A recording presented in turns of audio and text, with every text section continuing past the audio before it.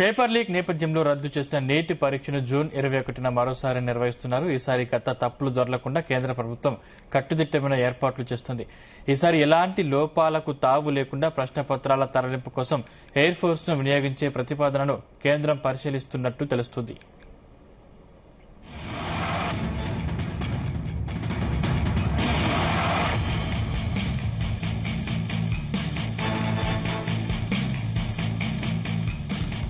Neat పరీక్ష ఏర్పాట్లకు సంబంధించి రక్షణ శాఖ మంత్రి రాజ్నాథ్ సింగ్ నివాసంలో సమావేశం జరిగినట్లు తెలుస్తుంది.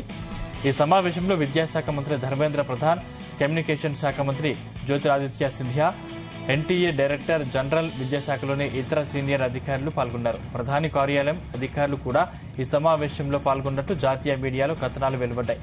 ప్రశ్నపత్రం రూపకల్పన, ప్రింటింగ్, రవాణా, పంపిణీ ఇలా పరీక్షకు సంబంధించి ప్రతి దశపై పటిష్ట నిఘా పెట్టే విషయంపై ఈ సమావేశంలో చర్చ జరిగినట్టు తెలుస్తుంది.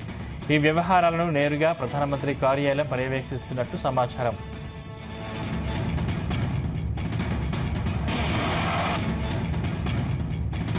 ఈ అంశానికి సంబంధించిన మరిన్ని డీటెయిల్స్ మా ప్రతినిధి వంశీకృష్ణ అందిస్తారు. Vamsikrishna, Sandeep, good morning.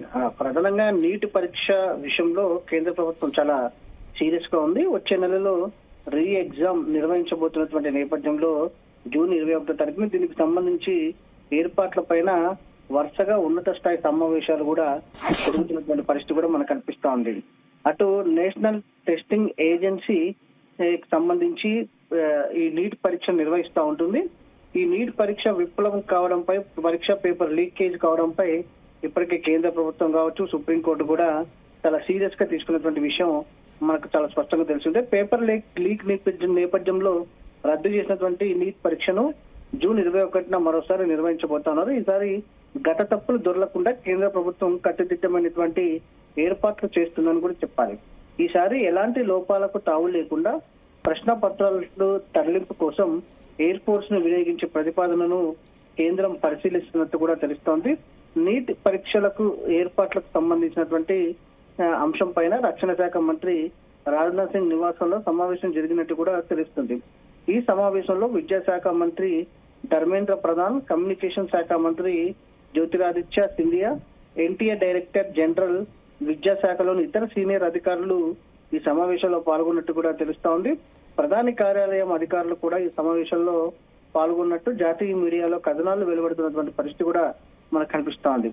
ప్రశ్నాపత్రం రూపకల్పన, ప్రింటింగ్, రవాణా, పంపిణీ ఇలా పరీక్షకు సంబంధించినటువంటి ప్రతి దశ పైన పటిష్ట నిఘా పెట్టి విషయమై ఈ అంశంలో చర్చ జరిగినట్లు కూడా తెలుస్తోంది.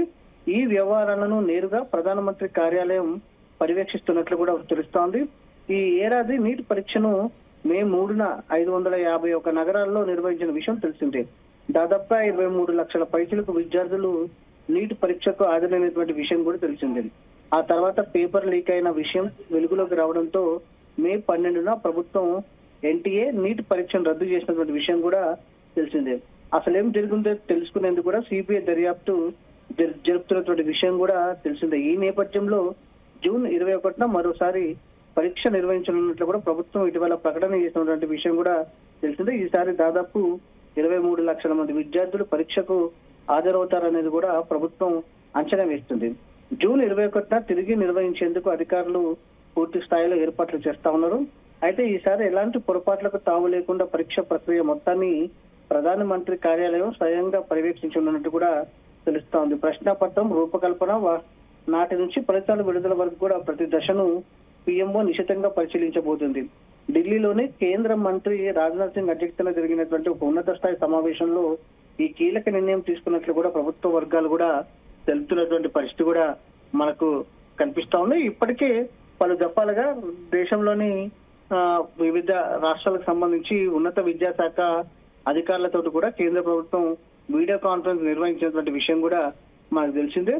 అయితే ఈ పరీక్ష నిర్వహణకు సంబంధించి గతంలో జరిగినటువంటి తప్పులు తిరిగి జరగకుండా ఉండేటందుకు కూడా ప్రభుత్వం కట్టుదిట్టమైనటువంటి చర్యలు తీసుకోవాల్సిన అవసరం ఉన్న నేపథ్యంలో ఆ దిశగా నేరుగా ప్రధానమంత్రి కార్యాలయమే ఈ అంశాలన్నిటిని కూడా పూర్తి స్థాయిలో నిశితంగా పరిశీలన చేసినటువంటి పరిస్థితి కూడా మనకు కనిపిస్తోంది. దాంట్లో భాగంగానే ఎయిర్ ఫోర్స్ సపోర్ట్ కూడా తీసుకోవాలని కూడా పేపర్ తరలింపుకు సంబంధించి కూడా తెలుస్తోంది. ఎందుకంటే ఎన్టీఏ నుంచి ఈ నీట్ పేపర్ బయటకు వచ్చిన తర్వాత పరీక్ష కేంద్రాలకు తరలించి ఈ సమయంలోనే పేపర్ లీకేజ్ అనేది జరుగుతుందంటూ కూడా అధికారులు గతంలో కూడా గుర్తించారు. మొన్న జరిగినటువంటి పేపర్ లీకేజ్ విషయంలో కూడా ఇదే గుర్తించినటువంటి నేపథ్యంలో భవిష్యత్తులో అలాంటి పరిస్థితి రాకుండా ఉండాలంటే తగు జాగ్రత్తలు తీసుకునే ఉద్దేశంతో కూడా పేపర్ తరలింపు విషయంలో ప్రత్యేకమైనటువంటి శ్రద్ధ ఎన్టీఏ అధికారులు కావచ్చు కేంద్ర ప్రభుత్వం పెట్టబోతున్నట్టు కూడా తెలుస్తుంది సందీప్. ఏంటి వంశీకృష్ణ, ఇప్పుడు సెక్యూరిటీ ఎలా ఉంది, అదేవిధంగా క్వశ్చన్ పేపర్స్ ట్రాన్స్పోర్ట్ కి ఇండియన్ ఎయిర్ ఫోర్స్ హెల్ప్ కూడా తీసుకోవచ్చనే రిపోర్ట్స్ వస్తున్నాయి, నిజమేనా? అయితే ప్రాథమికంగా మనకు తెలిసినటువంటి అంశం ఏంటంటే ఈ అంశంలో పరిశీలనలో ఉందని మాత్రం తెలుస్తా ఉంది. ఎందుకంటే ఎట్ ఏ టైం నీట్ పరీక్ష అనేది ఒకే టైంకి దేశవ్యాప్తంగా కూడా ప్రారంభమవుతుంది నేపథ్యంలో మరి వీటి తరలింపు ఎయిర్ ఫోర్స్ ద్వారా తరలించడం అనేది కొంత సాధ్యమైనా లేకపోతే ముందు రోజు తరలించే అవకాశం ఉంటుందా అనేది కూడా కొంచెం చూడాల్సినటువంటి అవసరం ఉంది. ప్రజెంట్ ఈ ఎయిర్ ఫోర్స్ ద్వారా ఈ పేపర్ల తరలింపుకు సంబంధించి పరిశీలనలో ఉంది. 1-2 రోజుల్లో పూర్తి స్థాయిలో నిర్ణయం తీసుకునే అవకాశం కూడా మనకు కనిపిస్తుంది సందీప్. అయితే క్షేత్రస్థాయిలో కావచ్చు పేపర్ తరలింపు విషయంలో మాత్రం కొంత ఏదైతే కట్టుదిట్టంగా నిర్వహించాలనేది మాత్రం ప్రభుత్వం భావిస్తా ఉంది. దాంతో పాటుగా వివిధ రాష్ట్రాలకు వివిధ జిల్లాలకు సంబంధించి పేపర్ తరలింపు ఉన్నటువంటి నేపథ్యంలో జిల్లా ఎస్పీల పర్యవేక్షణ కూడా ప్రధానంగా ఉండాలనేది కూడా కేంద్రం ఇప్పటికీ ఆదేశాలు జారీ చేసినటువంటి పరిస్థితి కూడా మనకు అర్థమవుతుంది సందీప్. Thank you Vamsikrishna.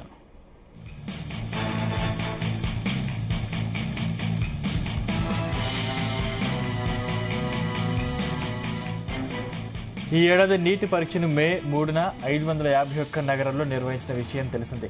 22 లక్షల పైచిలుకు విద్యార్థులు నీటికు హాజరయ్యారు. ఆ తర్వాత పేపర్ లీక్ అయిన విషయం వెలుగులోకి రావడంతో మే 12న ప్రభుత్వం నీటి పరీక్షను రద్దు చేసింది. అసలేం జరిగిందో తెలుసుకునేందుకు సిబిఐ దర్యాప్తు ప్రారంభించింది. ఈ నేపథ్యంలో జూన్ 21న మరోసారి పరీక్ష నిర్వహించనున్నట్లు ప్రభుత్వం ఇటీవల ప్రకటించింది. ఈసారి దాదాపు 23 లక్షల మంది విద్యార్థులు పరీక్షకు హాజరవుతారని ప్రభుత్వం అంచనా వేస్తుంది.